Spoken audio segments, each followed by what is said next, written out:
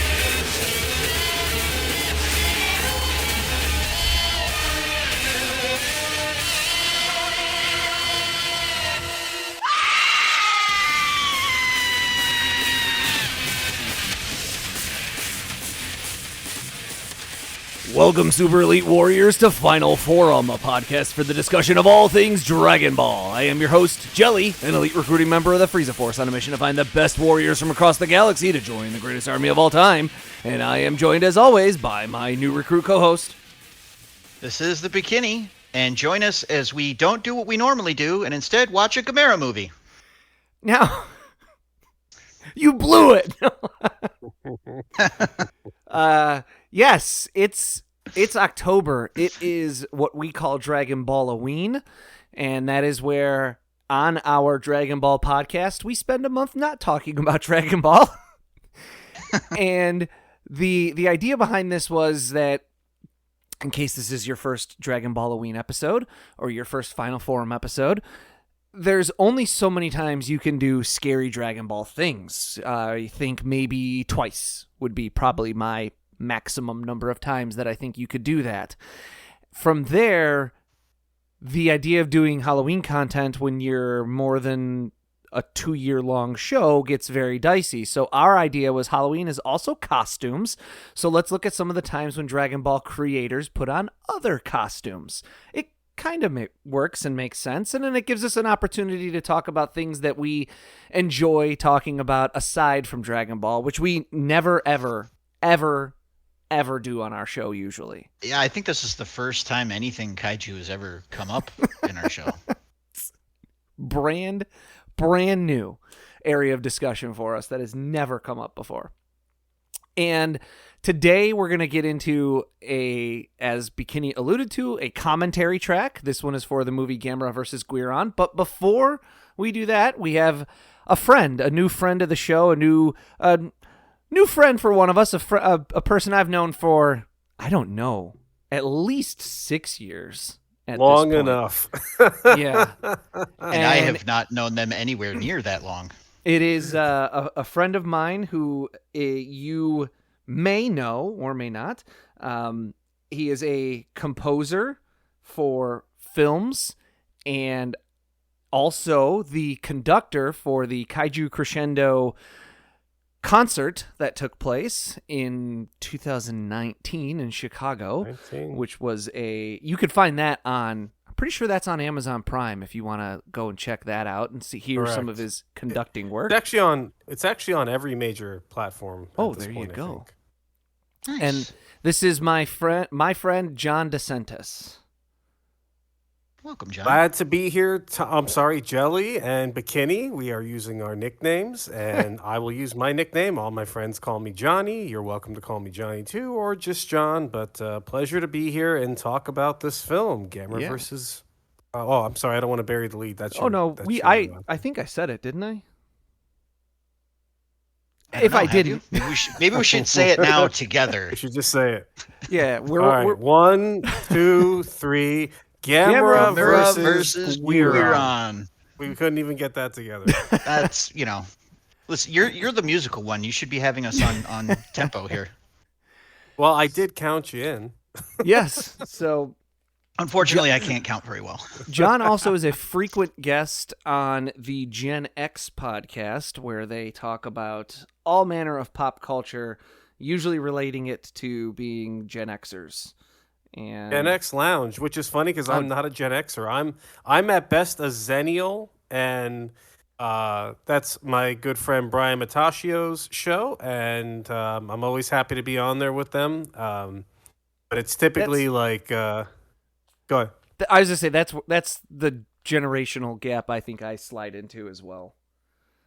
It's like technically millennial, but still have a little bit of that Gen X left over in you. Like 1984 was a formative year.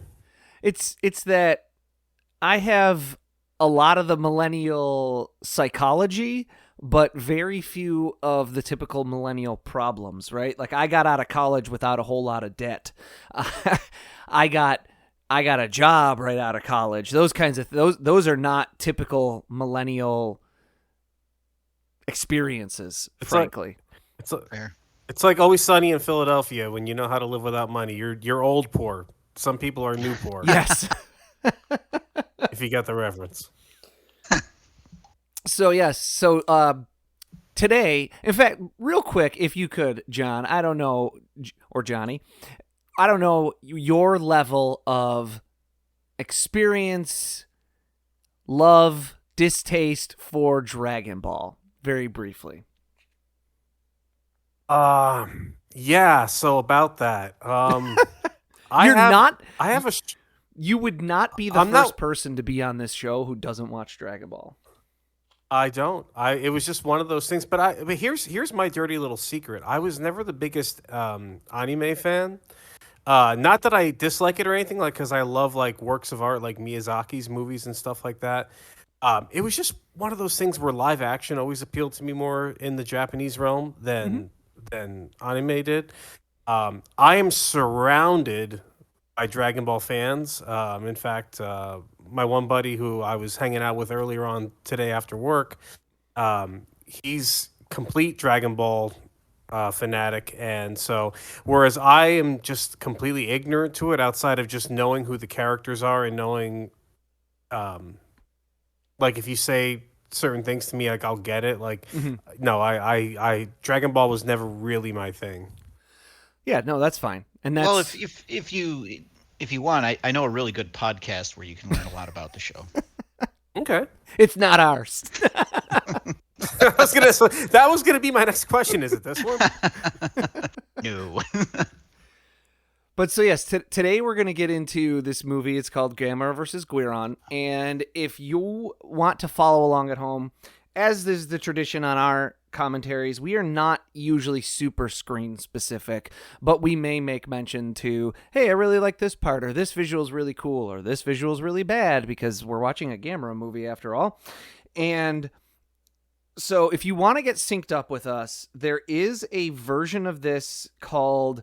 The title on YouTube, I believe, is Gamera vs. Guiron, parentheses, 1969, close parentheses, international version. And it'll be an hour, 22 minutes, and 18 seconds long. I am watching this movie on the Arrow Video set, which was released by Arrow Video. And oh boy, when did I feel like this was a COVID release. Johnny, do you remember that? The Arrow Video version? Yeah. Do you have this set? I actually missed out on the first, because the first like complete. You remember how it was the Showa and the Heisei? I think were on one complete set. Yep, I missed out on that one. Yeah, I missed out on that one. So I had to actually get the two separately. Mm-hmm. I wish for the life of me I could remember when it came out, but like everything from like 2020 or late 2019 through, for me, like early 2023, late 2022 has just morphed into like this giant ball of missing time. Yeah. So I'm not as much used to you there. I apologize. Yeah, it was like a COVID era thing though. Right? Like that's what I call the COVID era, is like late 2019 through through like early 23. Realistically early-ish 23. And like I said, it just seems like we lost 3 solid years of our lives. Just like poof. So yeah, this came out during that time where time became extraordinarily amorphous, and it is, if you don't have the set and you're interested in these movies, they are available separately in the Showa era and the Heisei era. Excuse me. From I think you can get that like anywhere. Like that's in print and everywhere, I believe. And it is an incredible set. It is far better than these movies deserve. And I say that as someone who holds deep affection for a lot of these movies. It just is the Gamera movies get a bad. Oh, sorry, they get a bad rap though. They do, but this set is like perfect. And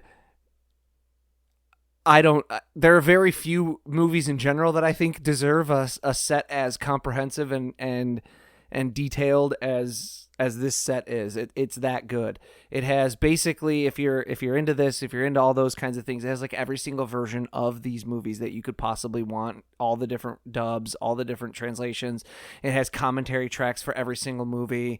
It comes with like, just, it's filled to the gills with extras, behind the scenes footage, behind the scenes interviews.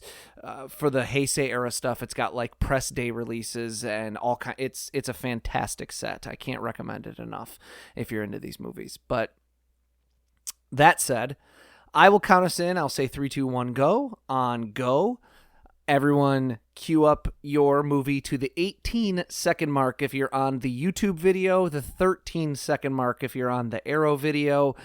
When we hit play, it's going to be like a field of stars right in front of us. So if you're watching it on something else, like you have an old DVD or an old Blu-ray, I think there's like a Mill Creek Blu-ray.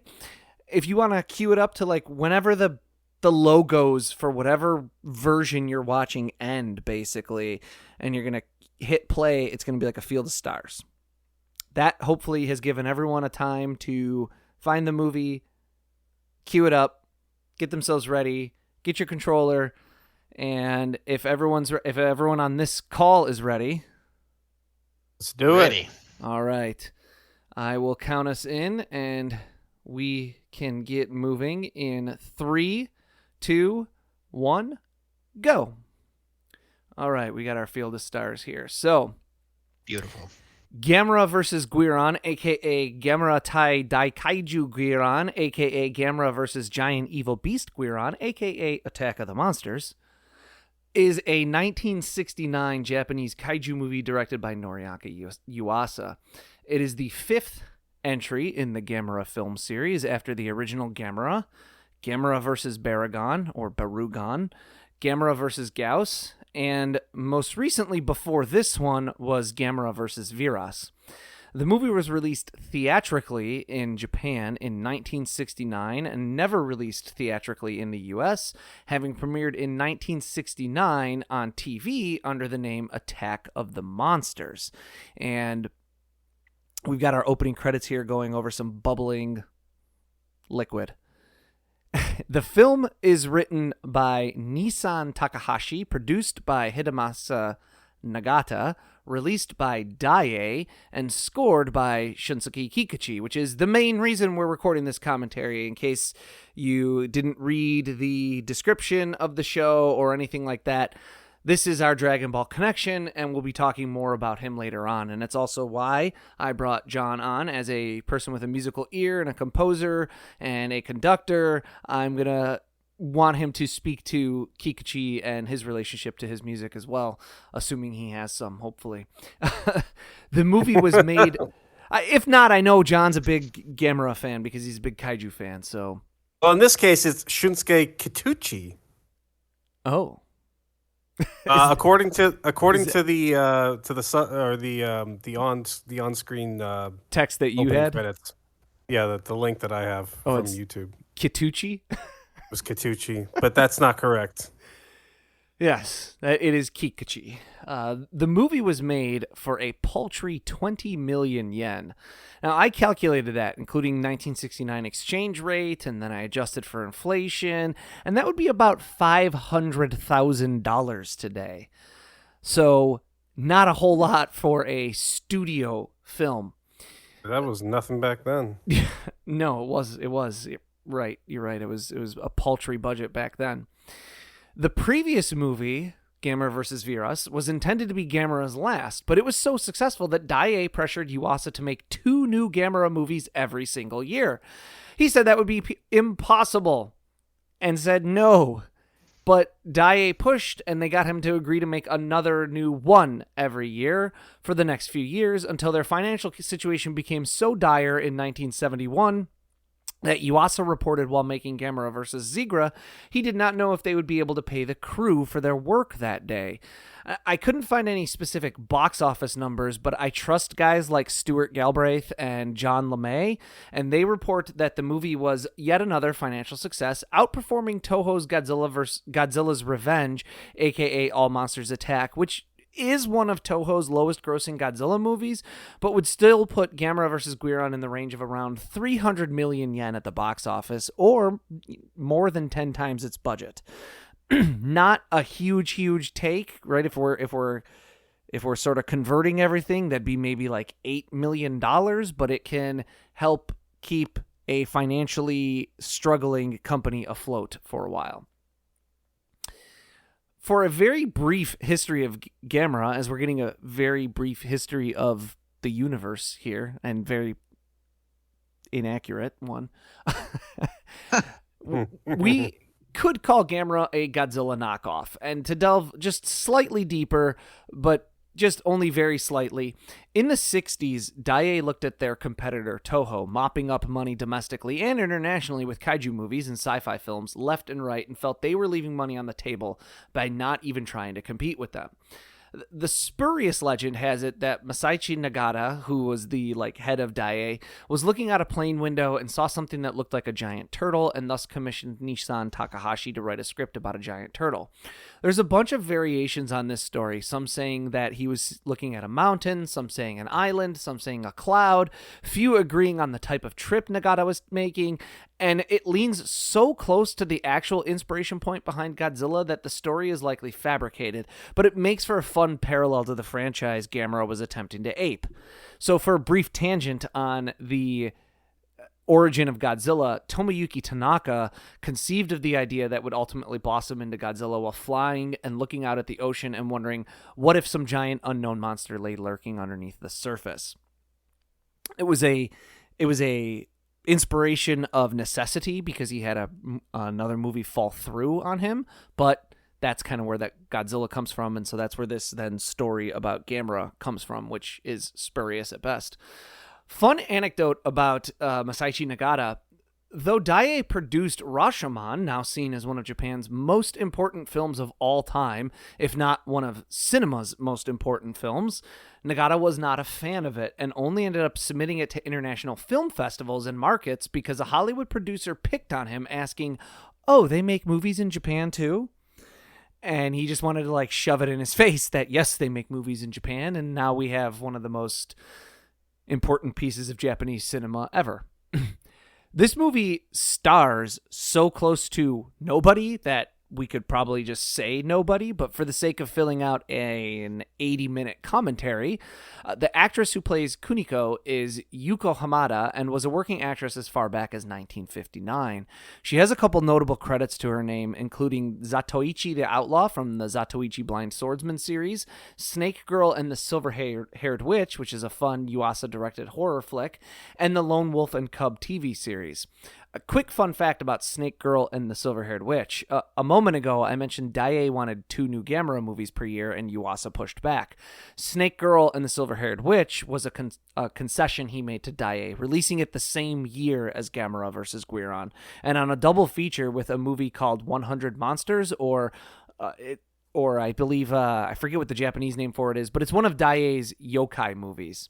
And for a further tangent, just while I keep talking, Daiei's yokai movies are awesome. You can get the 3 original one of them, as well as Takashi Miike's Great Yokai War on a box set, also from Arrow Video.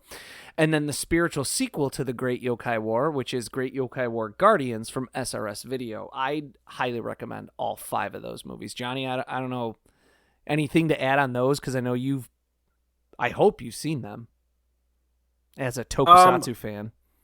I have not watched them in a long time though, but I will agree with everything that you just said. They are awesome, and again, I think Dai sort of, because of their association with Gamera, they always get like a bad rap. And as we just said, you have Rashomon, one of the greatest pieces of cinema ever made. Much less, I mean, there's a reason that the term the Rashomon effect um, exists. So Dai as a studio has made incredible pieces of cinema. It gets sort of lumped in as the Gamera studio, but I think even that's like I used to look at these films, these old Gamera films, as being kind of like inferior when I was younger, but like I look at them now, and whereas the budgets and stuff and like the production level isn't quite on the level of Godzilla, I mean, save for maybe the first two of the original Gamera films, um, Dai's stuff always deserves to be looked at more closely, and the yokai movies are a perfect example of that. So I think you hit it pretty solidly there, man. Yeah, that's a good point to make. Is Daiei becomes known for Gamera in the West, but in Japan, they were a prestigious studio for a long, long time. The only reason they sort of dipped their toes into all of this sci-fi stuff is because they looked at a competitor just making money hand over fist at a time when we've talked about on our show, Bekinney, we've talked about the Matsuri film festivals and the origin of those. Japanese cinema was dying in the 1960s due to the advent of television.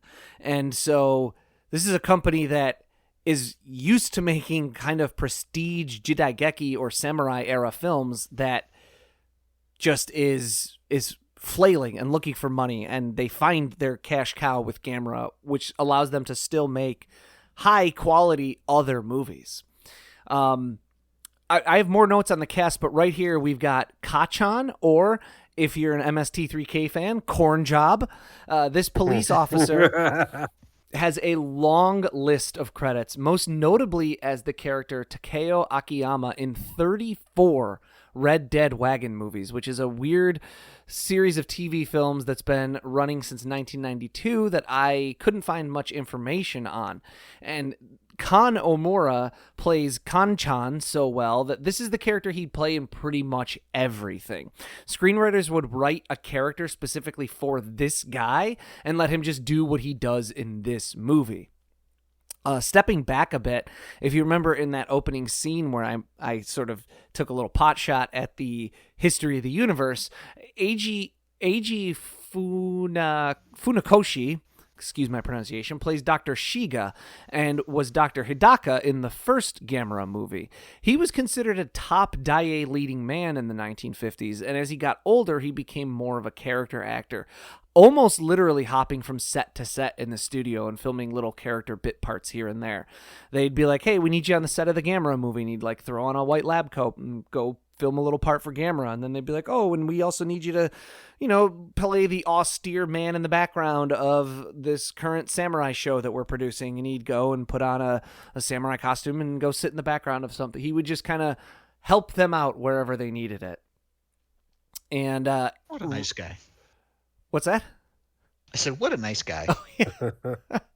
I'm sure he was probably, given some sort of pay scale, right? That for each appearance, I would right? hope so. And Reiko Kasahara plays Barbella, who we're going to see that are alien twins in the future in this. And she would go on to appear in Gamera vs. Zigra and Shogun Assassin. Everyone else in this movie has no or next to no other credits to their name, and that's a thing about a lot of Japanese cinema from the 60s and 70s that people today have a difficult time really understanding. The child actors of these movies especially were often just kids who happened to be in sort of the right place at the right time to be cast in these roles, and were actually... Especially if you were one of the Western kids. Oh, yeah. I think I've got some notes about our American actor in later on in this. But yes, they're often just kids who happen to be in this right place, and they were young enough that these kids were all young enough in these movies that on the rare occasion that someone tracks them down today for an interview in the West, they tend to say they have few, if any, memories of the set other than maybe one day of food or a particularly cold day or something. These were not aspiring actors, keep in mind. They were just people looking for work. These shoots were so short that child actors especially would be on set for like a couple of weeks. Imagine someone asking you to give an interview about your summer camp experience from 50 years ago and asking you about the counselors, their names, their hobbies, what the adult supervisors were like, how the camp was run, the finances, and the other inner workings that you'd have had no knowledge of at the time. You'd probably be like, I remember the food in the mess hall, and there was a rainy day, and I saw a fun fireside skit, but you'd have no insight into the camp itself. That's kind of what these child actors are like today. Over the years, people have tracked down some of the child actors from like the 70s era Godzilla movies, and either their insights and interviews have been pretty limited, or they've actually outright rejected requests. I believe this is the child who plays Ichiro in Godzilla's Revenge. Someone found him, and he was like, yeah, no, I'm just like an insurance salesman now, and I don't want to give any interviews about this. I don't remember anything about it. He's just a dude living a normal working life, and they don't feel that they have anything to share about their time working on these movies to do an actual interview. I love this just to keep myself going because I have a hard time stopping. I love this 50s, 60s sci-fi aesthetic. It is pretty fun. I was gonna say, coming up here, well, not quite yet, but this is actually one of my favorite versions of the Gamera tune, and I'm not really sure why it is. And I'm assuming because I know in some of the versions of the movie, the tune is different during the scene, so like I'm just trying to make sure that I actually have the right one.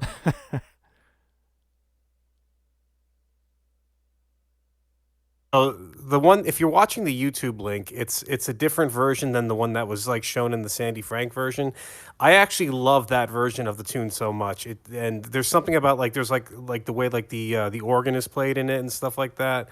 And I like all versions of the Gamera song. It's a great tune, and that's all I wanted to add. Was I typically like the one that usually plays here. So, speaking of the child actors, who are doing a fantastic job right now, by the way, the U.S. distributor AIP demanded a white actor as a lead or co-lead in the Gamera movies. This is, I guess, leading towards the American child actors we were just talking about. In order to provide releases stateside, and Daiei, in the throes of Japanese cinema explosion of the 60s and 70s, acquiesced to this badly racist demand. Now, Daiei had also, by this point, with the Gamera series, opted to focus in on children and utilize child actors in their stars, which we are seeing an excellent example of right here. So this decision has its roots in the very first Gamera movie, with the child having a fairly sizable role. And again, in Gamera versus Gauss, we see a child interacting with Gamera, but it was cemented with Gamera versus Virus, and the trend with the Godzilla movies moving kind of in the same direction at that time as well. If you keep up with our show and listen to our Dragon Ball movie audio commentaries, as we've said before, you'll be familiar with the Matsuri Film Festivals at this time. And you'll probably quickly understand that Daiei was just doing what everyone else was doing at this time. They were playing to the one audience they could reliably count on. So this meant that Daiei had to take that difficult task of finding a reliable child actor and make it the Herculean task of finding a reliable child actor who was an American in Japan. Daiei Studios HQ was near a U.S. military base, and producer Kiyoshi Kawamura asked the school on the base if Daiei could do a casting call at the school. The principal agreed, and Daiei found Christopher Murphy, largely because he was the most fluent in Japanese. Naraki Yuasa then attempted to allow the kids to feel more comfortable with their performances by focusing less on hard scripting and dialogue and more on allowing the kids to play act the scenario he'd give them for a given scene. And we'll let you guys be the judge of whether this was a good move. And personally, I think maybe that was also probably financially motivated, so they didn't have to pay somebody to write those scenes. But moving on. It also helps you to bring a movie in with child actors faster. Right, to be like, True. oh, don't worry about the specifics of the script here. You don't have to memorize this. We don't have to do 50 takes so you get the script exactly right. Just react the way you would react in this situation. Saving even more time and money. Hey, look at that. So Yuasa came from a showbiz family.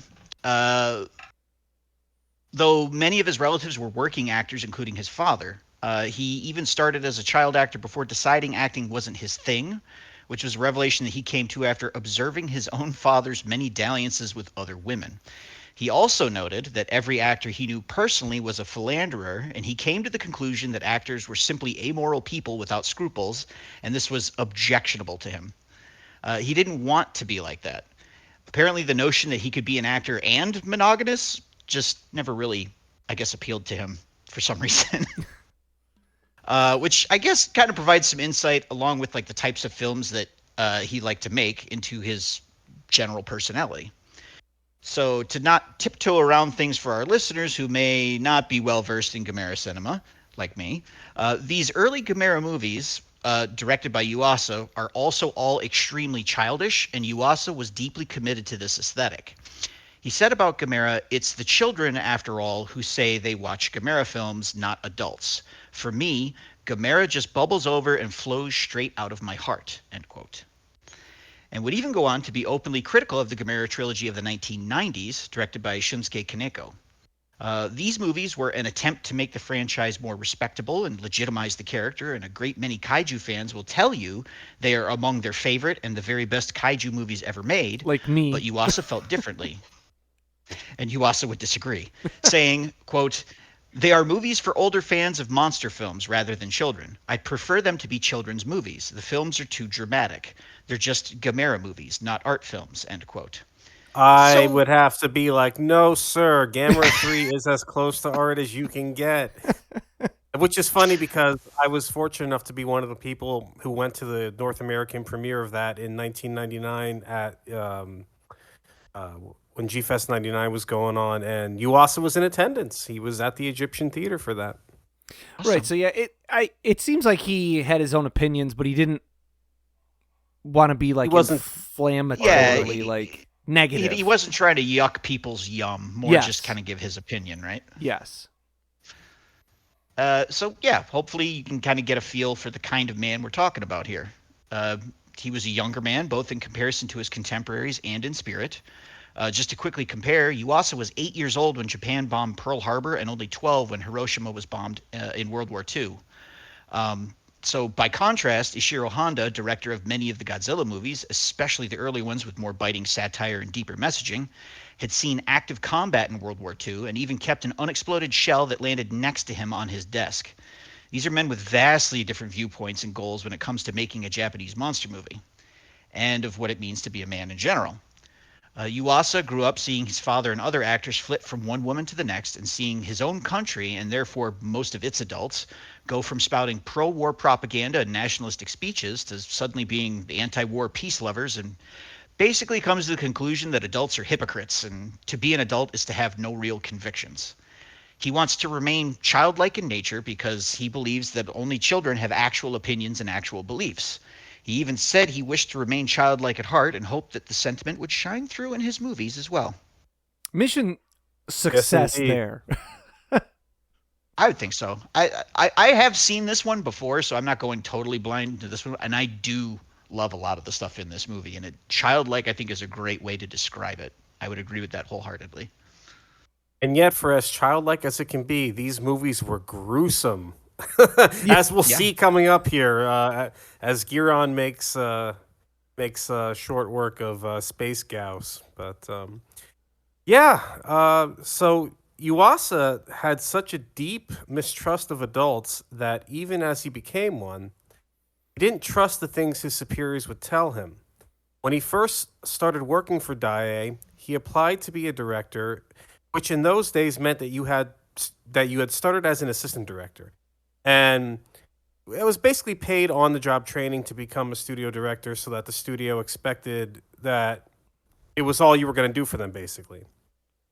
Now, it's important to keep in mind that the Asian mindset is a bit more singularly vocational than that of the West. We look for Renaissance men. They look for masters of individual trades. Yuasa was expected to commit totally to directing, but in more of his childish mind, he did want to put all of his future in the hands, or he didn't want to put all of his future in the hands of fickle adults. So he continued going to school in secret, and whenever he would have an exam that would conflict with his work schedule, he would call in sick. Ooh, how many of us haven't done that? So, well, maybe we call in sick for different reasons. Who knows? These days. So Yes, for classes. yes, Nothing classes. else. Not one too many sakes. No.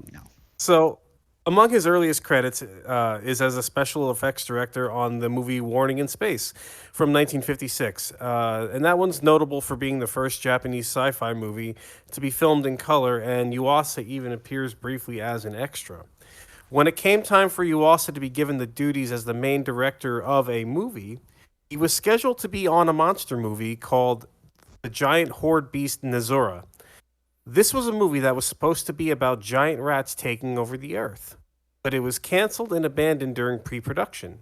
In order to save on effects work, the plan had been to use real rats, and someone had the brilliant idea to save even more money by rounding up rats from the streets, which then brought with them fleas, parasites, and disease, and the rats had to be euthanized. The whole idea was frankly awful, and it was an absolute nightmare for ethical animal treatment and an ugly piece of giant monster movie history, with rat waste spreading disease, rats attacking one another, rats being prodded with electricity to react, and ultimately rats burned alive for disposal. Yeah, that's Really that's fucking bad. horrible. That's a black excuse me. eye. Am I allowed to swear on here? Sorry. We're PG-13. I think we get one of PG-13. those, right? We get one. Okay, I dropped the only F-bomb. Sorry. It's all right. We're good. So as we were saying, one of Yuasa's earliest directorial efforts that actually made it onto screen, however, was a movie called If You're Happy and You Know It, Clap Your Hands. And its inclusion in this movie predates any known usage of the song in published form, though the melody is said to go back much further and nobody knows exactly where it originated. The movie flopped, so it's not terribly likely that the song came from the film, but there's only one known usage of the rhymes that predates Yuasa's movie, and that was a McGraw-Hill activity book with suggestions for play activities for young children. It doesn't have music associated with it in this book, so either the melody was already intrinsically tied to the rhyme, or it came from Yuasa's movie. Though he took to Gamera enthusiastically and wound up thinking of the franchise as sort of his baby, he was essentially saddled with it from the outset. Tom had mentioned that Daiei basically just rushed into making Gamera to try to scoop up some of the money that Toho was getting out of Godzilla and all their other science fiction efforts. And this is true, which meant that whoever directed the first Gamera movie would be doing something that nobody at Daiei had ever done before. All filmmaking at a studio level is very don't rock the boat-ish, but especially in Japanese filmmaking in the 1960s. These were movie factories that churned out dozens of movies per year with a rotating cast of the same studio-employed actors and a similar rotation of directors, meant to make things go on time and under budget. If you tried something new at all, it was a single technique or a storytelling device. You didn't venture into an entirely new genre that nobody at the studio had experience doing. It was not the time for experimental filmmaking, to say the least. Luckily for Dai, they had a director in their system who was known for breaking convention, who had a disastrous first attempt to make a movie, and whose only theatrically released directorial effort up to that point had been a flop. Yuasa had nothing to lose when he was given Gamera, and though it was considered career suicide by his colleagues, the franchise wound up keeping a flailing Dai afloat for almost a decade until they declared bankruptcy in December of 1971. But when we say that Yuasa thought of Gamera as his baby, consider that he wound up explaining the rationale that adults always disbelieve the kids in these movies later on in his career. He maintained that it was the adult cynicism that kept them from being able to see Gamera clearly, not in a literal sense, but in terms of motivation and a more metaphorical sense. This shows that Yuasa never let Gamera stray too far from his thoughts, even coming up with never explained in film rationale for the things that his movies did. Yeah, he was an interesting guy, obviously, right? And I think we're seeing a lot of it in this movie. There's a lot of ingenuity, a lot of, and that's I'm sorry, it might look cheesy and schlocky and it doesn't hold up and everything, but this is all them just trying to do things that they think would be fun for like a kid to experience, essentially, because this is like a fairy tale almost about two kids going on an adventure. And you can just see all the ingenuity. And if you really contextualize that this movie was made for $500,000, equivalent today's money, that is, by the way. So the money they used to make this movie has the purchasing power today of like a house. Not even in a whole lot of markets. I was going to say, where are we living at? Middle of nowhere. In Texas. But you can see the ingenuity that is making things happen. And that is something I like about a lot of lower budget filmmaking, is like people are like, oh yeah, you could see the strings, or you could see that they used a beach ball. Look at this beautiful. Look at the beautiful matte painting for the ceiling of the dome here. Yeah, or people might cynically say, "Oh, well, you could see like they just use blinking Christmas lights or things like that." Like, yes, and it just shows the creativity to like get something like this done, I think. Yeah, and like I said, and the reason I was pointing out the matte painting was because whereas yes, these effects arguably look cheap. Objectively, are like you can't. I don't really think. I don't think it's subjectivity. I think it's objective that these are cheap effects. However, if you look beyond that, you can really see where the craftsmen that worked on these movies did put in as much effort as they possibly could. It's not like, and it's important to point that out. It's not as if the craftsmen that worked on these films were lazy or untalented. They just had to make do with what they had. And Dai wasn't giving them the type of resources that Toho would afford, even during the late 60s. If you take, for instance, Godzilla versus the Sea Monster and Son of Godzilla, two movies back-to-back, Godzilla Island movies, where he faces giant regular creatures, a giant lobster, a giant mantis, a giant spider. They got so much out of those movies, and those movies still look gorgeous. They are still, they're not quite on the grand scale of something like Mothra versus Godzilla or Ghidorah, the three-headed monster. But that was still light years ahead of like what Dai was working with on this. So, I mean, that context is very important. Yeah, and not just the money resources and manpower, but time. This entire shoot for this entire movie was less than 2 months. Oh, that's actually impressive. Yeah. Also, I think the idea that these lean into being child-centric also kind of plays well with the idea that these are cheap effects. Because I think a child's ability to suspend disbelief is probably a little bit more elastic than an adult's. And so to them, this doesn't look quite as ridiculous as it would to an adult. Agreed. And speaking of ridiculous, if Guiron looks a bit especially off, and we'll get another look at him here pretty soon, and perhaps in particular as if his eyes aren't quite looking in the right direction, that's because they made a last-minute pivot that caused the suit actor to have to walk on all fours rather than stand upright. You also wanted to avoid an all-four stance because those suits always come off looking more like men in suits due to the way that the back legs would have to bend. But while attempting to walk in the suit, the Guiron suit actor couldn't see properly with the giant knife obstructing his field of vision. So a decision was made to go for an all-fours stance so as to mitigate accidents. And I think that kind of plays into what we were saying before, where they were trying to stretch things as much as they could, and there was no room in the budget for a redo on this costume. Right. The Gamera movies had to employ these sorts of ingenuities and workarounds because by this point they had little money to work with. The first Gamera movie was produced for about 40 million yen, and the returns were so strong that Daiei felt they should pump up even more money into the next one and produce Gamera versus Baragon for about 80 million yen. So they about doubled for that one. The box office did not show response to Daiei's larger investment, however, and in fact, Gamera vs. Baragon has the lowest box office of any of the original Gamera movies. Which is kind of crazy if you think about it, because they really did pump the most amount of production budget into that, as was said.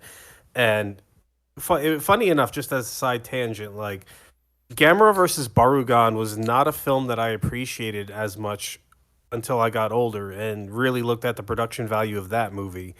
And there is a noticeable drop after Gamera versus Barugan, which Yuasa did not direct, I believe, right? He was sort of taken off of that film, and they gave it to a bigger name director, and it didn't really give them, as you said, give the return that they were expecting. Yeah, so by the time this fifth Gamera movie was released, the budget had been cut, like you said, to about 20 million yen, or as mentioned at the outset, roughly about $500,000. So this is a movie that features three giant monsters, just as a reminder. Three giant monsters, spaceships, teleportation, Counter-Earth, which is an Earth that's like opposite the sun in our orbit. So like we never see it because the sun's blocking it, basically. Yeah. Ancient ruined alien civilizations and child actors. So the movie initially was intended to have two all-new giant monsters, but these budget restrictions led to Yuasa painting an old suit silver and calling it Space Gyaos, and settled for creating just one entirely new suit with Guiron. And there was no money left to make a different or better suit after the initial one had been created. Unlike the Godzilla films, however, where the human cast was directed by one director, often Ishiro Honda, and the effects sequences were directed separately, often by Eiji Tsuburaya, many of the Gamera movies were directed entirely by Yuasa, though he leaned heavily on his special effects team to get things set for the effect shots that, as he was stretched thin enough already, directing an entire human cast and storyboarding out the effect sequences so filming on them went smoothly. That's a mind-blowing factoid to me. That's if you know about quite the workload. If you know about these movies and how they are typically made, and that is not necessarily Toho specific, that is like how studios, like even today, make big action movies, is they have directors who direct the human cast, and then they have like B-roll directors or second unit directors who do like the action sequences, the stuff with the stunt crew, stuff like that. And that's separate from filming the story. It's like two entirely separate shoots of a film, and to have one director doing both in a year that he also directed another movie is mind-blowing. It's quite a bit. And that's where we get to stretching your resources as far as they can possibly go. Right? This is a man being stretched as far as he can go. So now, as for the idea of a planet existing opposite the sun from Earth, this idea originated with the ancient Greek idea of counter-Earth and went on to become a recurring theme in science fiction over the decades. The idea originated with the Greek philosopher Philolaus, who proposed an early non-geocentric, that is to say, non-Earth-centric, cosmological model that had all objects in the universe revolving around a central fire that was unseen from Earth and distinct from the sun. Philalethes, that is quite the name, by the way, made use of Pythagorean theorem to observe movement of heavenly bodies, but rather than the model of the solar system and the universe that we understand today, he assumed Earth moved around this central fire every 24 hours, while the sun took a year and the stars were likely fixed. Essentially, he was saying that the observed motion of heavenly bodies, including the moon and the sun and the stars themselves, was relative due to the real motion of the Earth. This would also explain that while all heavenly bodies rotated around a single fixed point, there was not only one location of dense matter in the universe. So if you think about the way it, at this point in time, Greeks thought of Earth as the only space entity with density. They thought the other planets and stars were all ethereal and had no density. They were basically just like swirling lights, essentially. But the Earth, obviously, because they stood on it, was made of denser material. If there was a single Earth revolving around a center to the universe, then the gravity of the universe would be off-center because the Earth is the only dense thing in this universe. If you think about like spinning a plate and putting an apple on it, it tips the plate. So the gravity would be off-center. So a second Earth had to exist in order to balance this system. Here also on the screen, we're getting something that is a staple of this a lot of Showa Gamera, and that is a compilation of stock footage from previous movies. This is a thing that was like more of a thing in general in filmmaking going back to, I'd say, probably the 70s. There's definitely slightly more modern examples that I could think of, namely the Friday the 13th franchise that still uses this. It was more common back then because VCRs didn't exist. So like you would go see a movie in a theater one time in 1963 and that'd be it. You'd never see it again. It'd be gone unless there was like a revival showing or something. So if you were coming into a movie, especially as a child, you're coming into one of these when the children are the target audience. If you're a child coming into this, you've never seen all these previous things. So it's definitely a cost saving technique also by just showing a whole bunch of stock footage that you've already filmed. But it would be less grating for an audience in the 60s than it is for one today, especially if you are like getting into Gamera and you're like, oh, I'm going to watch all these movies. By the time you hit either this movie or the next one, you are probably like, oh, I am going to rip my hair out if I have to watch another clip show. So just maybe don't binge them all. But the Godzilla movies, I don't know. I never have been sure which tactic like I prefer, because with the Gamera movies, it's almost like, hey, I could just like skip this. I could just hit the fast forward button a little bit and get right through this and pick the movie back up where the movie starts. The Godzilla movies would do the thing where they would try to like repurpose stock footage as.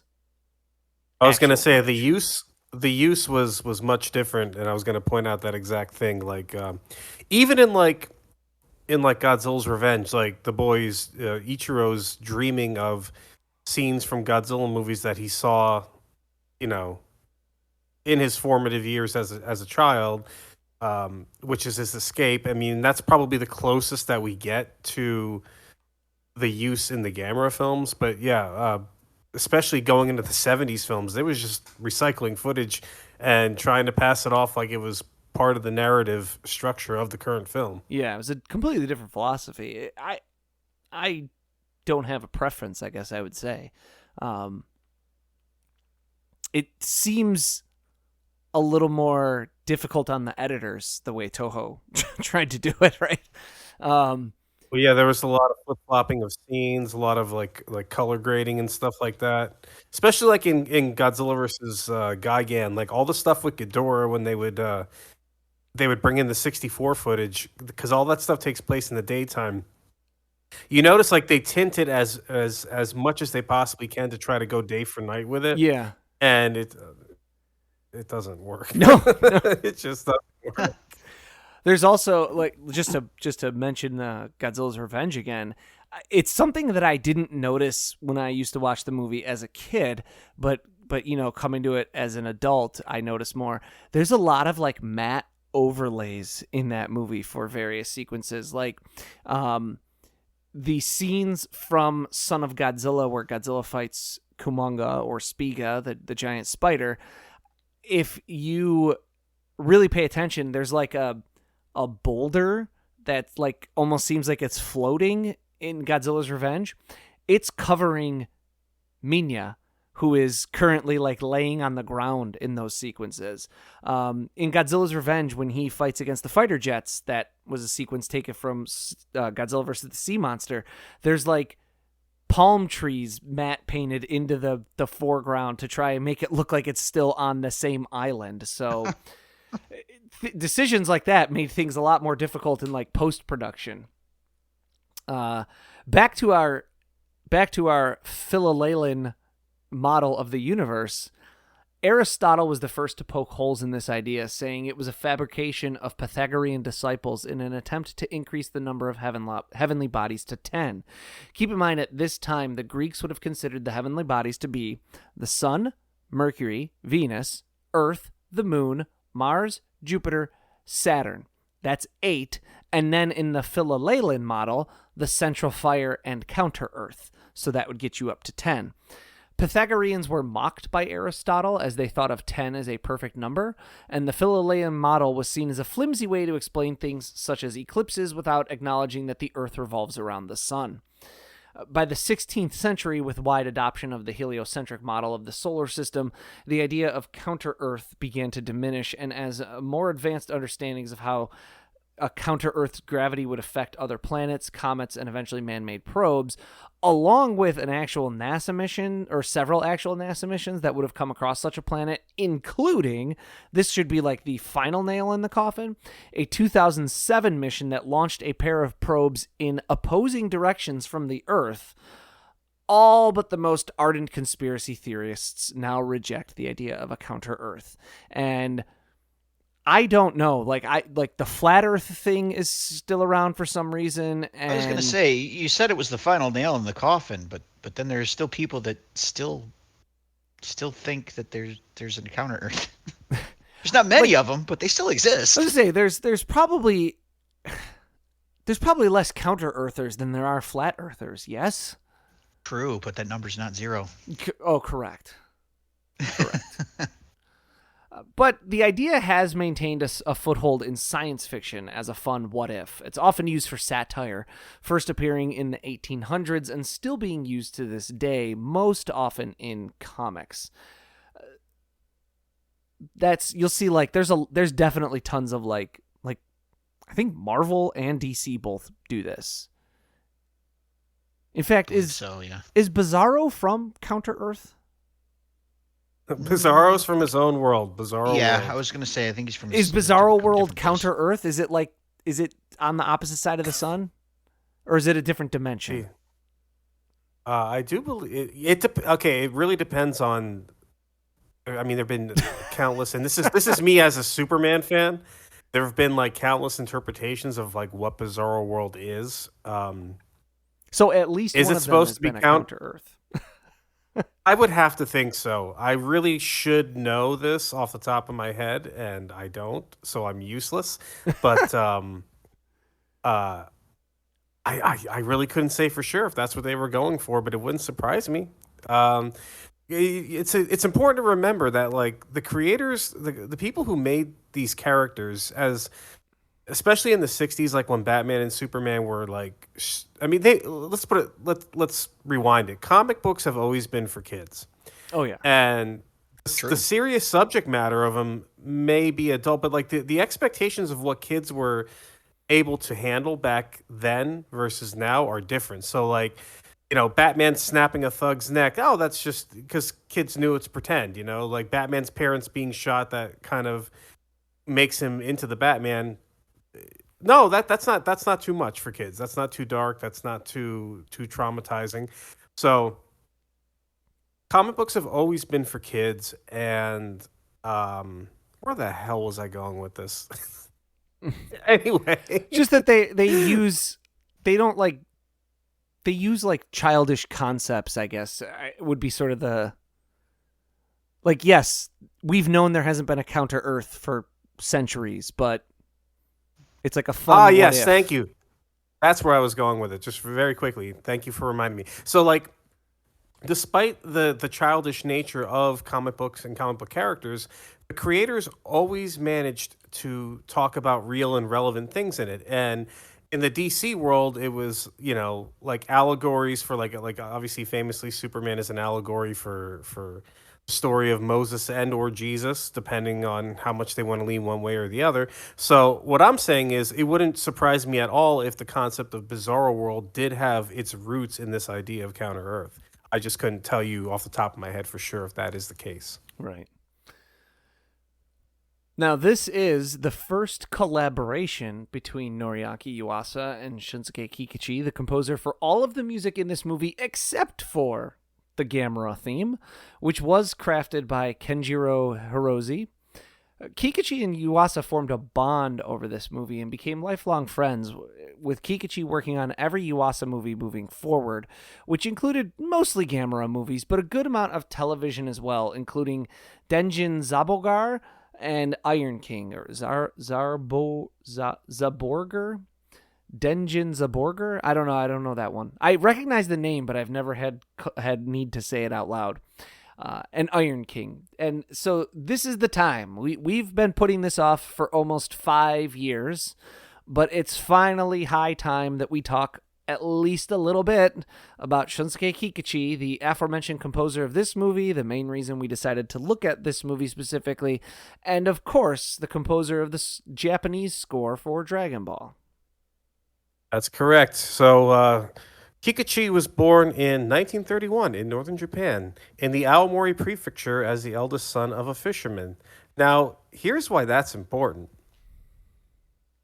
Shunsuke Kikuchi, Akira Ifukube, you may have heard of him, Masaru Sato, and Fumio Hayasaka, especially the latter three, all came from Hokkaido.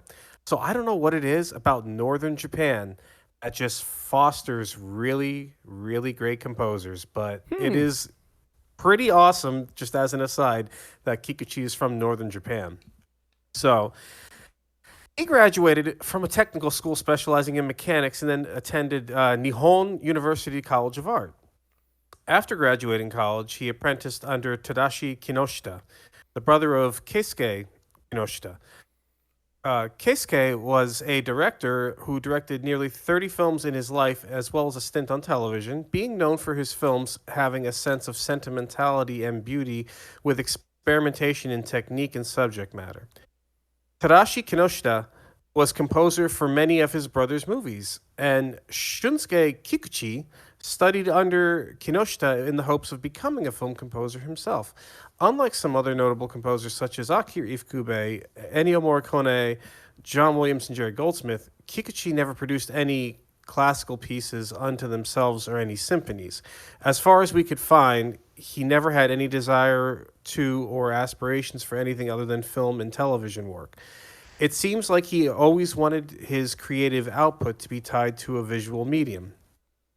That's not super unique among film composers in general, but it is, when you talk about this guy being as accomplished and prolific as he was, right? Guys like Ifukube was like a classical composer before he was a Godzilla composer. He wrote marches.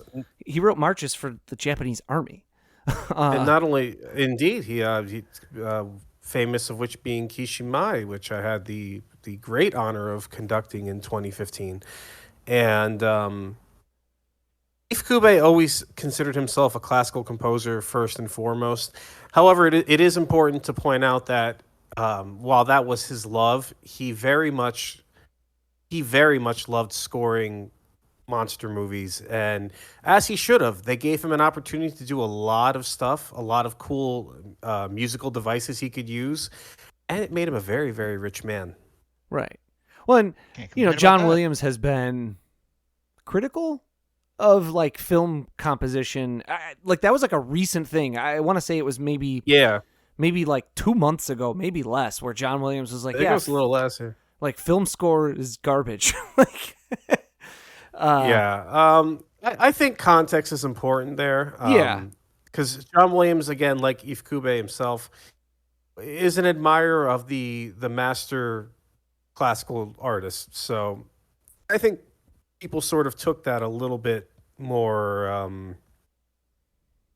How do I say this? They took a little more from that than I think the maestro was trying to give. Yes, we people get snippy when they hear stuff like that because like, oh, it didn't stop you from cashing the checks, and it's always taken like a little. It's like when Scorsese talks about how like Marvel movies aren't real movies, and it's not like sour grapes. It's more just like you shouldn't get confused and thinking that this is anything other than what it is, which is a corporate product. It is not meant to. It is not like a artistic expression purely, at least. Yeah. So to get us back to Kikuchi, in 1961 he made his soundtrack debut with a movie called The Eighth Enemy, and he began working mostly on Toei films. In 1965, he composed the music for Space Patrol Hopper, his first special effects-driven show, which would become a staple of his career. In 2016, the Toho newspaper company gave Kikuchi a Lifetime Achievement Award for his work in film, noting that his 1969 work on Tiger Mask, with its juxtaposition between the heroic main theme and the mournful ballad ending theme, transformed Japanese anime music. If you are looking for someone to credit or blame, depending on your taste, for anime typically having bopping openings that rip and ballads as ending songs, look no further than Shunsuke Kikuchi. In 1972, he composed the song Yurami Bushi, sung by Meiko Kaiji for the 1972 series Female Convict Scorpion. And in this series, a guy you may have heard of, Quentin Tarantino, liked it enough to include in Kill Bill. He composed music for the TV drama Aberendo. Oh, sorry. I'm screwing that pronunciation up. Aberembo Shogun, which began in 1978 and continued through 2008 for over 800 episodes. And then in 1979, he composed the theme for Doraemon, which ran for 26 years.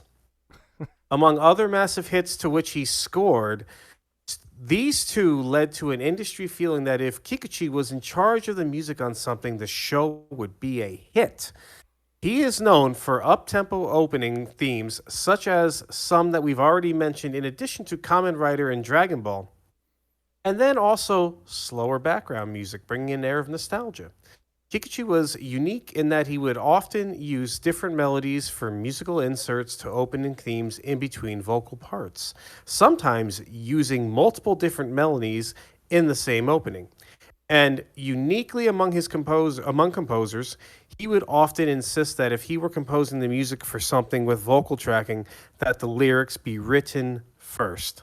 Kikuchi was not only one of Japan's most prolific film composers, with abbreviated credits being hundreds of titles long, he is also one of the most successful in terms of income and especially overseas marketability. Having won the International Award from the Japanese Society for Rights of Authors, Composers, and Publishers 9 times for generating the most revenue from a single title for foreign income with UFO Robot Grendezer in 1983 and 1989, Dragon Ball Z in 2008, 2015, 2018, and 2019, Doraemon in 2010 and 2000. I think that's 20. 2020. Mine only says 202. 2020. And Iteritsu Dayaka in 2016. Oh, I hope I pronounced that correctly. I'm trying. It's was fine. pretty good. It's fine. Okay, so Kikuchi also worked on Dr. Slump, Getter Robo, Jumborgase, Little Ghost Q-Taro, Ultraman Story, the Sonny Chiba movie's Sister Street Fighter, and Terror Beneath the Sea, not Terror from Beneath the Sea. It's important to note. And The Cat from 1991, which is also one of the craziest movies that you'll ever see and features a cat suplexing a dog during a fight in a junkyard. It's awesome. There is a Blu-ray out there from 88 Films, but in general, it's not a difficult movie to find online. Go check it out and thank us later. It's awesome. So, the dog and the cat have like a wrestling match in a junkyard. I gotta see the suplexing. I had no idea that existed, and now I must see it. So Shunsuke Kikuchi was so well loved in his time that he was asked to and did compose the school song for his former high school, and his death at the age of 89 in 2021 after a 4-year hiatus from work due to illness, despite being at an older age and despite being after a long-known illness, still rocked the anime, tokusatsu, and film world. As for his work on Dragon Ball, it was offered to him as the first choice of his work on because of his work on Dr. Slump. Sorry, I apologize. And he took it because he thought it would be fun since the manga is cheerful and lighthearted. In an inset comment on the Daizenshu 5-disc set of collected scores and compositions from Dragon Ball and Dragon Ball Z, he says that he first started with more of a Chinese flair to the sound, but was told to lessen that and focus more on mystery and making it sound less tied to one specific nationality. Now, he noted that while he would normally compose pieces that were about 2 minutes long for shows, given what he knew about Dragon Ball's pacing, he wouldn't even need to hit the 1 minute mark very often. And so he composed, get ready for this, he composed hundreds upon hundreds of short, jaunty pieces and left selection of where and when to use them to Shigeru Miyashita, the person who was in charge of music selection. Kikuchi worked with Miyashita whenever he worked for Toei and implicitly trusted him to select the right piece for the right moment. Kikuchi also noted that for Dragon Ball Z, some of the themes that were not originally composed by him, but he found it a fun challenge to incorporate the other music into his musical packages for the show, which he felt brought variety. Now, we have talked a lot about Akira Toriyama, Kazuhiko Torishima, Daisuke Nishio, Takeo Koyama, and Minoru Maeda. And for sure, each of these men deserves their roses for helping make Dragon Ball the success that it has been. But also, just as sure, Shunsuke Kikuchi, sorry, I want to make sure I'm just always pronouncing that correct. Mr. Kikuchi deserves a place on that list as well. All told, he composed 23 different musical packages for Dragon Ball and DBZ, and over 500 different pieces of music, with such a vast majority never having been released outside of the show itself. Now, sure, some of these are likely slight variations on things that have gotten standalone releases, but the amount of effort he expended on Dragon Ball alone would be worthy of calling him an all-time great. And it was just one of the hundreds of titles of which he lent his talent. So think about that volume of music just for Dragon Ball, and consider the fact that that wasn't even all encompassing of his career. That's a lot of notes of music, people. Yes, and he's got some great, in particular, the one that's like he's so good at earworms. In Dragon Ball, I think of as original Dragon Balls, like adventuring music. It's so hard to think of like a musical piece when a different one is bouncing around your head. I got a different Kikuchi piece bouncing around my head, but you know the one in like regular Dragon Ball, right? Whenever do the do do do do do do do do do Oh, yeah. do that one, like he's a total earworm guy. And in this movie, he's got the "We're gonna ride our bicycle," do do do do do do do do, like these jaunty little earworms that can definitely get stuck in your head. Now, I don't know, John, do you have any other, like, I mean, you're a big music guy. Have you been a fan of his or anything from other movies or from the Gamera movies? Most of my exposure to Kikuchi's work has actually come from the Gamera films. And it's funny because I did like the little anecdotal stuff about the way he wouldn't mind about incorporating other people's music into Dragon Ball or Dragon Ball Z, because obviously Kikuchi is probably the most well-known. I shouldn't even say probably. He is the most well-known of the Showa Gamera composers, and yet the big tune from the movie is not written by him. As you said, it was written by Kenjiro Hirose. So the fact that he incorporated that and made that a part of his musical DNA, I always thought was really cool, and kind of echoes the way that Ifukube, like, the Yuji Koseki Mothra theme has never ever left that character. The Gamera theme kind of functions much the same way here, as we get into like more of the childlike Gamera films. Like not so much the first three maybe, but then after Viras, which I think Gamera versus Viras was the introduction of that theme, and then we're expanding upon it here. But no, to answer your question, my familiarity with Dragon Ball, as such as it is, does come from a lot of its music, and so when you talk about the hundreds of jaunty tunes, I've always taken note of that. So like my exposure to Kikuchi's music is first and foremost came from the Gamera films, and then just sort of, if you hear my cat meowing, I apologize. He's already eaten his dinner.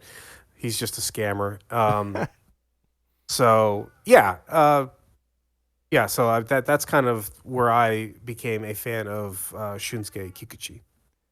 He's just like one of the most prolific working people ever, right? Because we just talked about he's doing all this work for Gamera, all this work for Dragon Ball, and those two things alone would probably be good enough, but he also did Dr. Slump, which was a huge hit in Japan.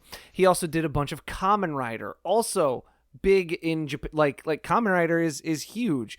It's getting more exposure here in the West in the last, I'll say, 5 to 10 years.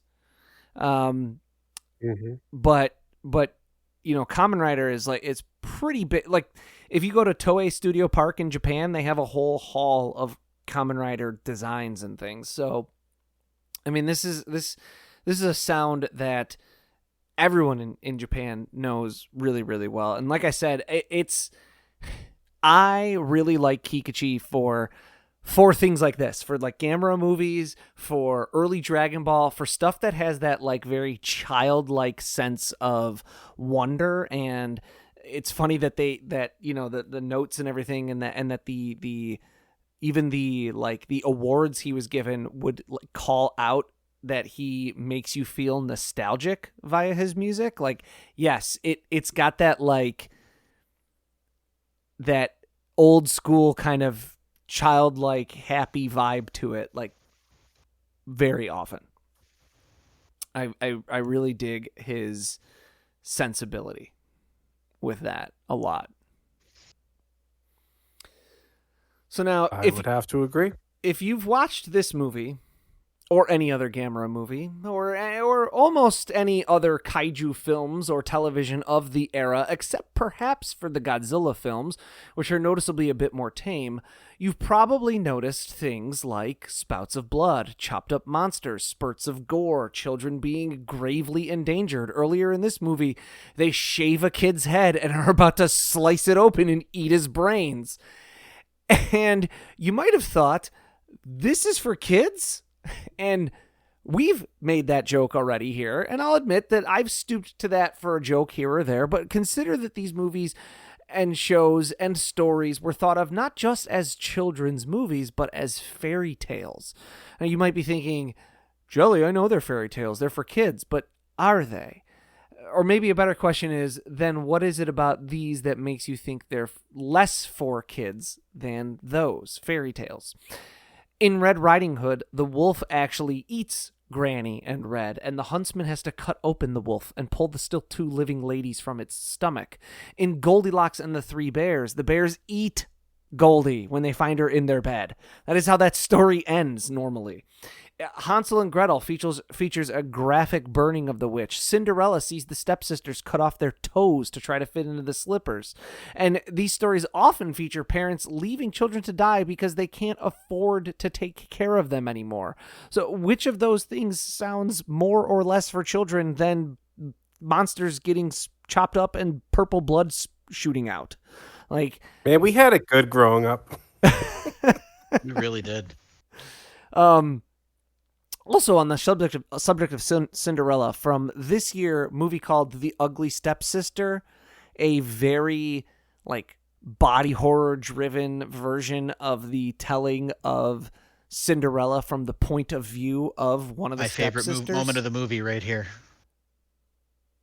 Oh yeah, Gamera doing full uneven bars. This is definitely a moment. This is a moment that, if you're familiar with the MST3K team, that kind of broke their brains. And he sticks the landing too. No little hop. Now, as to the lack of adult supervision here specifically, and in several other Japanese genre movies at this time, this is typical for the time because of a cultural shift that was taking place in Japan. As the country continued to recover in the post-World War II era, more and more women began to work, and children were increasingly left alone in the time after school until one or both parents got home from work. This was happening in America, too, and continued to happen well through future generations. I'm sure we're all pretty familiar with the term latchkey kid, but if not, if maybe you skew a bit younger and you're more familiar with helicopter parents, a latchkey kid was what we've just described. It was a kid who would come home from school to an empty house and use the key to their door latch, their latch key, to let themselves into their home. And that's why there's no parents in these movies. Is this was latchkey kid era. These kids were left alone for hours upon hours at a time. In Gamera, or in Godzilla's Revenge, our main character is left alone for days at a time with only his neighbor to take care of him. And we quite literally see him being a latchkey kid. Yeah. So it's that is not an unusual thing to see in a 60s era Japanese film. It is funny though, because I had a younger kid like in a neighborhood that we were all kind of hanging out, ask one time, we were they had watched some movie from the 80s. I forget which one. It might have been Goonies. It might have been anything from the 80s, really. And probably asked their parents, did that really happen? And their parents were like, yeah, that's really how things were. And they're like, I don't believe you, because kids just don't believe the things their parents tell them. As a parent, I can testify to that. But it was something to do with kids just being left alone and being told hey, just come back before it's dark. Yeah, we used to do that. Yep. Yeah. That's how things used to be for real, but not so much anymore. Now, there's still a little time left in this movie, and so I've still got a few more notes. If you're familiar with Mystery Science Theater 3000, hopefully everyone out there is familiar with Mystery Science Theater 3000. We don't have time to get into explaining what it is, but, look it up. If you're familiar with the MST3K version of this movie, you've heard its awful international dub, known by some as the Sandy Frank dub. Now, while it's true that Sandy Frank, a comedy writer, released this dub on VHS in the 1970s, and the dub is awful, Frank actually acquired the movie that way from Daiei. The dub was commissioned by Daiei, which is a common practice at the time for Japanese studios, So-called where production international companies... dubs. What's that? As they called them, international dubs. Yep. Yeah. These production companies would kind of slap together an English dub using in-house translations and cheaper English-speaking voice actors to present the movie to foreign distributors, both in its original language and English, as a turnkey solution to distribution. Not only did it automatically open these movies to any English-speaking market, but it was also easier for distributors in other countries to find someone to redub a movie from English into Italian, Spanish, French, German, etc., than it was to do so from Japanese. Not a lot of people in European countries were well versed in Japanese, but they spoke English. AIP, who's the American distributor for this movie, and it's American International Pictures, despite their shortcomings when it came to racial and cultural sensitivity, wanted to do better for their dubs, and they commissioned their own from a company called Taitra. Throughout this commentary, we've talked about how this crew worked on basically all of these Gamera movies together. And we've also talked about how Daiei fell on difficult financial times in the late 60s, leading to bankruptcy in 1971. We've further discussed that director Noriaki Yuasa was not a fan of the 90s Gamera movies. Let's bring all these points together, possibly with a brief anecdote. Daiei is on hard times in the late 1960s. They owed Nissan Takahashi a lot of money, so much that they didn't think they could pay him. They proposed instead that he could have outright the rights to Gamera. Paperwork was drawn up, and the rights were signed over to Takahashi. He wound up publishing a book called Gamera vs. Phoenix, intended to be a continuation of the series, and even worked on writing the story and working on storyboards for a movie called Gamera vs. Gera Sharp, but couldn't get funding or the movie off the ground with Daiei in financial ruin. Daiei wound up regrouping, merging with Kadokawa, and bringing Gamera back in the 1990s without Takahashi's involvement. Now, I couldn't find anything out about any potential lawsuits or financial agreements or anything like that, but it does kind of make one wonder. Did Yuasa's distaste for the 90s Gamera movies have to do with his friend getting screwed over by the production company? Possibly. Would be the most outlandish thing I've heard. Now, as I mentioned, MST3K is a whole other can of worms unto itself, but we'd be remiss if we didn't talk about it a little bit. The show features, if you're unfamiliar, the show features a trio. And there goes head. Sorry, Guiron just got blowed up real good. Rip.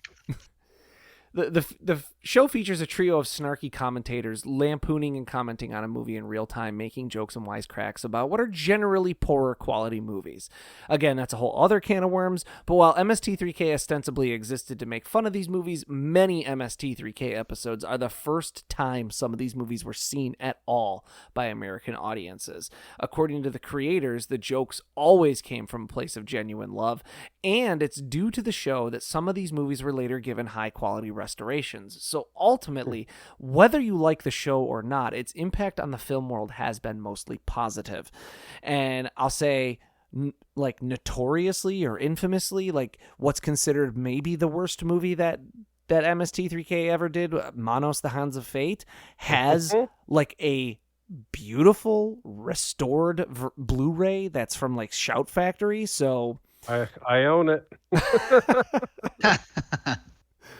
Now, that's, again, mostly the impact has been positive. There's always some people who think of themselves as the next MST3K level lampooners who are just bad at it. And unfortunately, there's nobody really to point the finger at for emboldening these people than the men who invented the gimmick. But Gamera vs. Guiron is notable for MST3K fans in that it's one of the rare handful of films that were featured on the show twice. In its first season, MST3K was a local public access show only airing in St. Paul, Minnesota. It wasn't until later that it was picked up by Comedy Central for nationwide broadcast, at which point, with something of an actual budget and scripting required and a better understanding of how to make one of these commentary tracks work better, the crew involved went back and redid a few of the movies from their KTMA season, KTMA being the station that they aired on in St. Paul. They punched up some of the jokes, and they frankly just do better versions. The first season of MST3K, which is known as the KTMA episodes, is best left to being watched only by massive fans who want to see the show's origins. Is just not quite there for like the level of writing that the later seasons would have. There is an MST3K versus Gamera set that you can get from Shout Factory directly for about $50. But two versions. The MST3K versions of most of these things are also really easy to find. Like, if you search for Gamera versus Guiron, you'll actually get MST3K versions, like, first very often. It's one of the better... That's how we know. It has some of the best jokes, including one coming up here, that at least during the scenes coming up. It is one of the better episodes of the show, for sure. I give it 2 thumbs up. All their jokes about Kanchan, and because of the poor quality of the dub, calling him corn job, constantly singing the bicycle song, the obsession by one of our main characters with traffic accidents. It's like, what is wrong with this kid? Oh my god, it's so funny to watch this and just like I can just hear the jokes. Like, we're from the padding department. Where's the plot hole? God, it's so good. It's so good. It is a great episode of MST3K. It's also got the MST3K crew singing their version of the Gamera song in between in an in-between segment. Where they invent that he is made of turtle meat and he is really neat. We're all eating Gamera. Yeah. I like the MST3K version. And while we are winding down on the movie, I like this one a lot. This is actually my personal favorite of the Showa Gamera movies. I think it just threads that needle kind of perfectly of being, we talked about it, right? Like, they did a lot with a low budget. They built a really cool looking brand new kaiju 2 full years, or is it 3, before Toho made Gigon. And I know Guiron is not exactly Gigon, but it's like he's the first kaiju I could think of that very clearly has like a metal appendage sticking out of his face. So he's possibly kind of cyborg. I don't know, but he's like it's a very cool kaiju that they created. And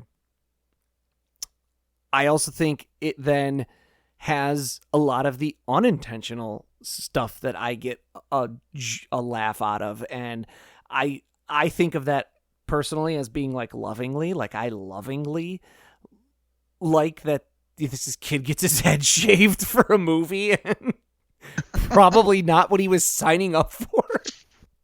It's just funny because that's the running joke that Kon-chan was going to shave his head. Yeah. Then he ends up getting his head shaved anyway. And right, so like, here's the reaction. Yeah.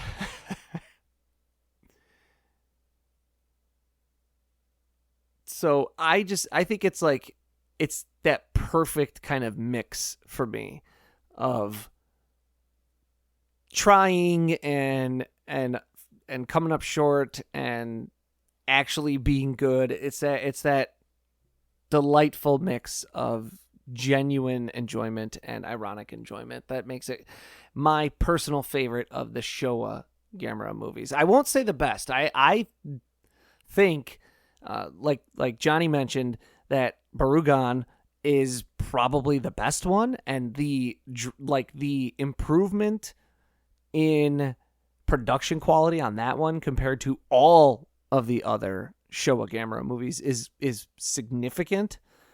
But I also think it speaks in some way to Yuasa's desires and his temperament and what he wanted Gamera to be, that the sillier ones for a lot of people tend to be the ones that they prefer.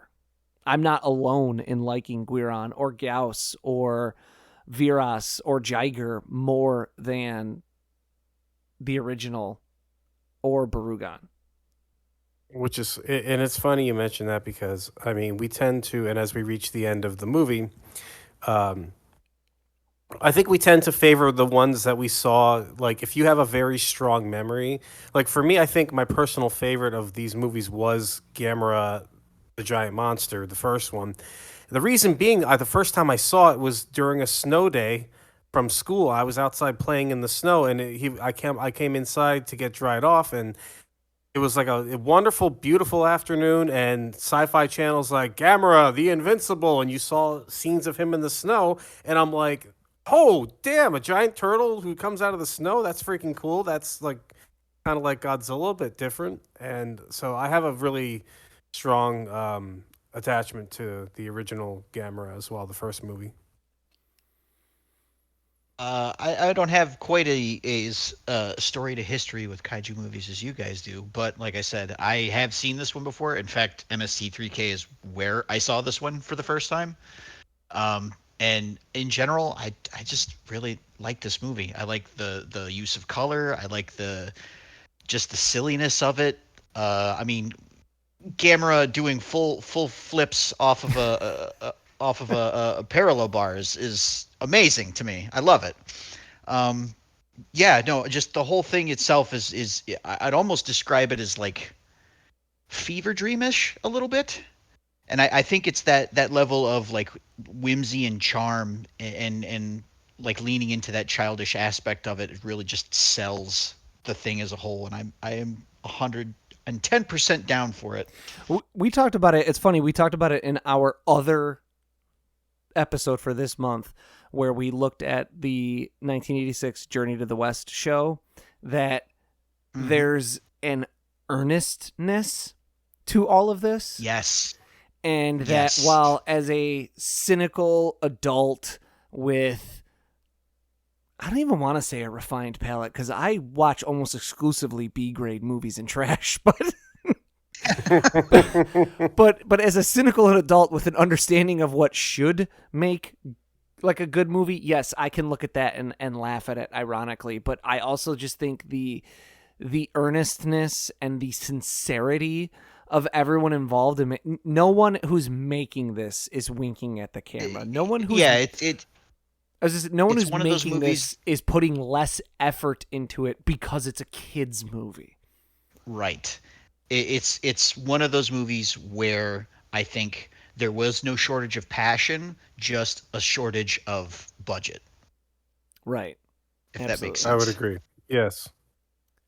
Now, if you've watched this one and this one doesn't seem like your thing, totally fine. I would still highly recommend the 1990s Gamera movies if you're a kaiju movie fan.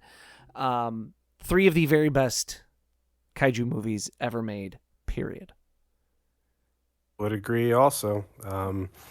And if Showa Gamera is more your style, if Gamera 3 is a bit too heavy, a bit too dark, Gamera Garden of the Universe from 1995 really, I think, strikes a nice balance of being modern and kind of serious, but also it has some of the hallmarks of, because like I said, the original Gamera films, as we talked about, weren't afraid to show children in danger. They weren't afraid to show people in danger. In fact, people were oftentimes getting gruesomely eaten, especially by Gauss in the 1967 film. And then we saw that again in 1995. So I think that the 95 film has a lot of the hallmarks of the Showa Gamera series. And Gamera, his design, which happens to be my favorite of the 90s designs, that design is very palatable. It's, you know what I mean? Whereas by the time they have evolved to Gamera 3, that's a very like aggressive design and very, we're pushing this as far as we can. We want to make the meanest looking Gamera that we can possibly get, which absolutely works in the film. I don't think you could have the 95 Gamera work design wise in that 99 film in Gamera 3. Yeah, I would agree with that. Yeah. And the 95 movie is sort of the bridge between the campy Showa era and the serious Heisei era. And then if you like these movies, the campy, goofy, silly ones, but the effects maybe are a step too far for you or something, Gamera the Brave exists and is a very excellent children's Gamera movie made in a more modern setting. So yes, that is a very brief summation of the Gamera franchise. Now, on our show, we do a thing all the time where we rate things out of 7 because there are 7 Dragon Balls. And you're not allowed to do halves because you cannot cut a Dragon Ball in half. You can tell us afterwards what your normal out of 5 star rating is, or out of 10 if you prefer. But we do like to have your out of 7 Dragon Balls rating. So I'll go first, and I will say that this movie for me is a 6 out of 7 Dragon Balls. Okay. I'll pivot over would to give it a solid Bekinney 5, next. I think. A solid 5. Yeah, I would give it a solid 5. And I'm gonna then Johnny as our guest. Out of 7.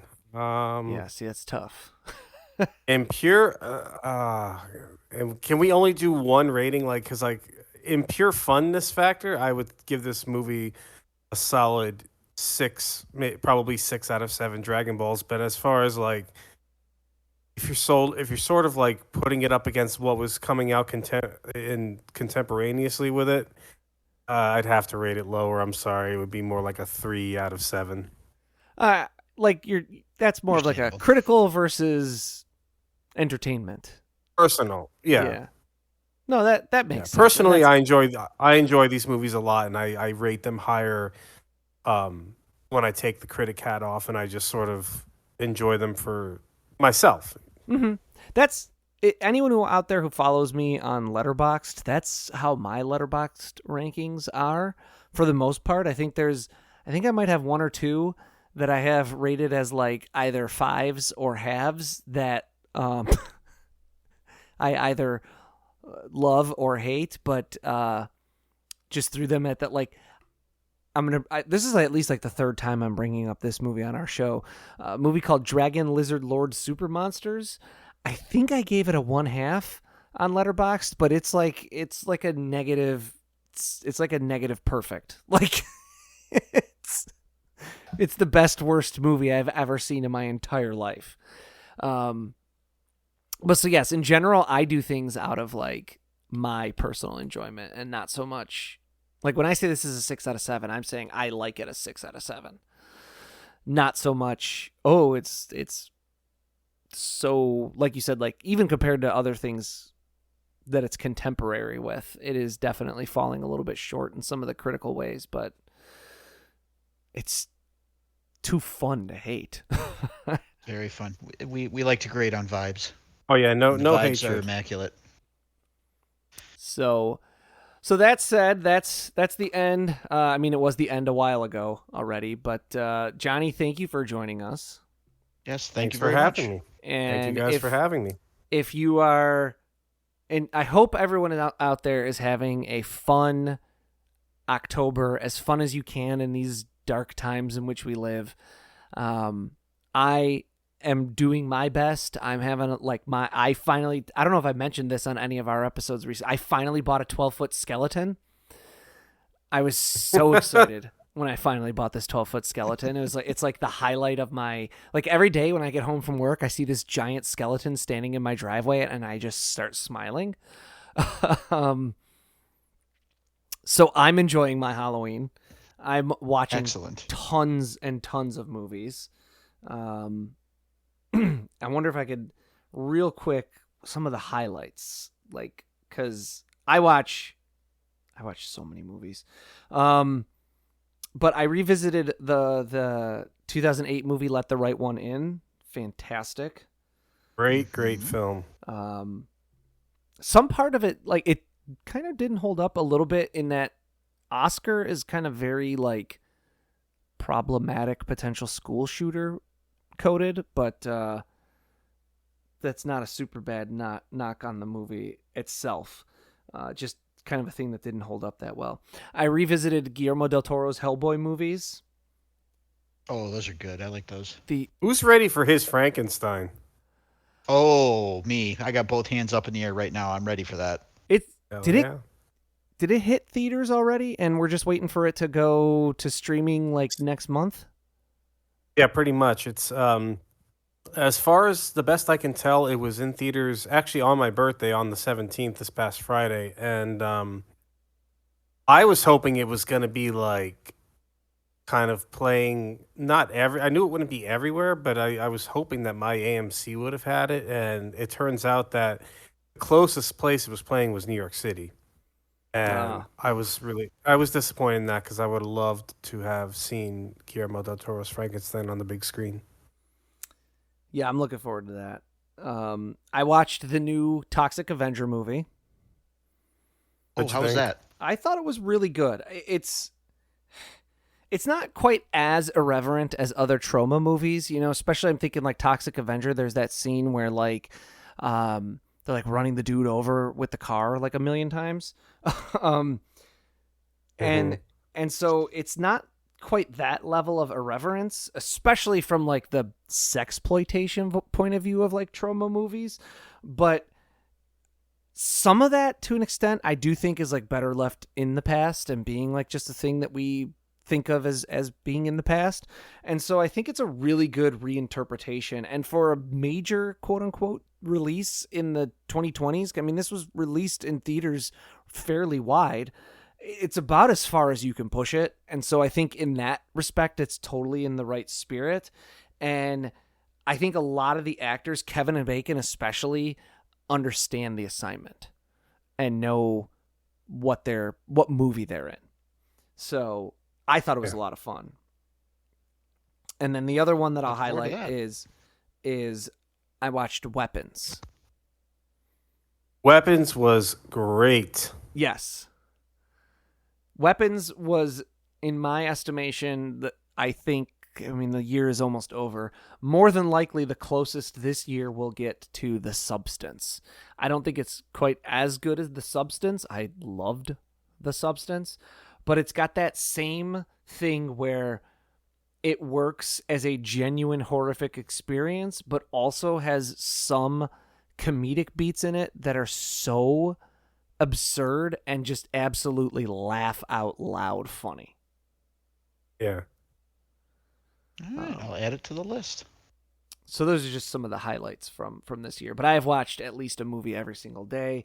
I have been on, also, I'll plug our friends. I've been on the Kaiju Transmissions podcast, where I have done, what has he released? What has Bird released so far? We've done an episode on Hakaba Kitaro, which is the 2008 like relaunch, reboot, whatever, of the Gegege no Kitaro franchise. Mm-hmm. It's a little more serious. It's animated very differently. It's pretty cool.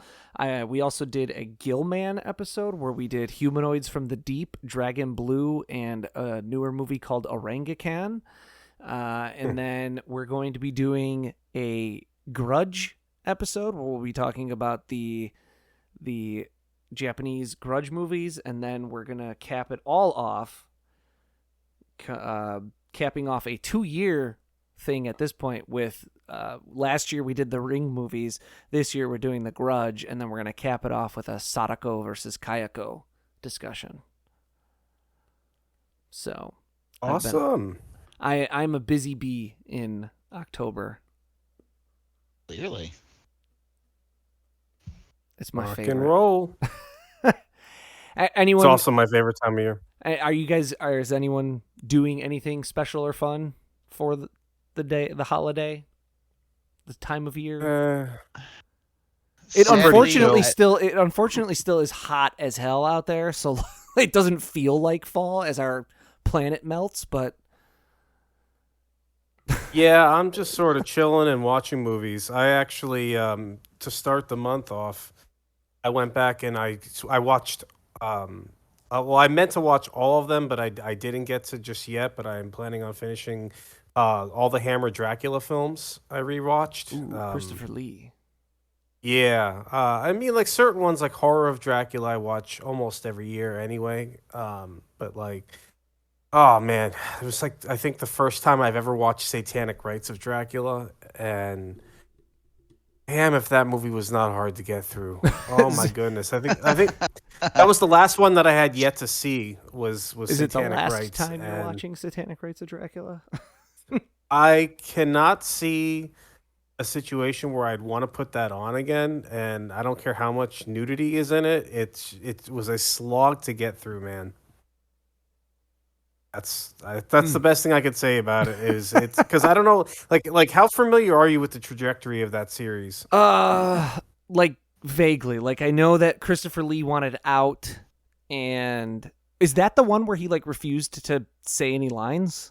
No, that's actually the third film in the series, Dracula Prince of Darkness. And there's conflicting information as to did he refuse to say lines? The writer of the film claims he never wrote any lines. So we don't exactly know what this real story is, but no, it goes like Horror of Dracula, Brides of Dracula, which was were distributed by Universal with Evil of. They also did like Evil of Frankenstein, and that's the Dracula. The vampire in that movie is Baron Meinster. His name is, and then Christopher Lee came back for Prince of Darkness, and then I think after that was Risen from the Grave, Taste the Blood of Dracula, and then once we get to Dracula AD 1972, it jumps into modern times. So Satanic Rites comes after that movie, and that also takes place in what was then the modern 70s. Just weird film. Yeah. It happens. Oh, I'm gonna mention one more because I watched. It's sort of a double mention, but I watched the documentary from a few years ago called Film Noir. That was like a history of black horror and black people in horror. And while watching that made me throw a few movies on my watch list that I ended up watching. But the one I want to point out is Blackula, because I had never seen it before. And it's so good. I put it in a similar category to, and I bet if I had more time, I would come up with like several of these movies that weren't all just blaxploitation movies, but in a similar vein of the movie Tales from the Hood, where I saw this movie on rental store shelves all the time as a kid, and I assumed it was a piece of crap. Yeah, meant solely to cash in on black people that were like quote unquote dumb enough to buy a movie that was quote unquote made for them, right? Like that was my assumption of those two movies. And then I actually watched them as an adult, and I was like, oh, these are actually good. Yeah. Yeah, Blackula is absolute must see, like for any fan of horror, or like because it, like you said, it's not even like it's not about horror. It's like this weird line between blaxploitation horror and like it really defies, I think, being able to sort of be pegged into one genre. So people just have to watch it, right? Because it's not quite blaxploitation. It gets lumped into that because it's a 70s movie, and it's got a lot of like the low hanging fruit calling cards of some blaxploitation, but Blackula himself is a like cultured character who is like, he's basically just a black Dracula. Like, he's very well spoken. Yeah. He is a count. He is suave. He is sophisticated, and it's a really cool then blend of this character who's like very like Victorian kind of era, typical Dracula, and then sending him into like like dance clubs in the 70s where people are like dancing to disco and things like that. Like it's a fun almost like mix. black comedic element, like not like like a black comedy type of thing. There's elements of that in there too. You know what I mean? Like things that are played straight but are absolutely funny when you watch them. Yep. Yes. So I just wanted to mention that because yes, those are two movies right there, Blackula and Tales from the Hood, that I think don't write those off because of what you think you know about them. Agreed. But that said, we'll take our leave here. Will we be taking another look at Gamera in the future of our podcast? Find out next time and help us achieve our final forum.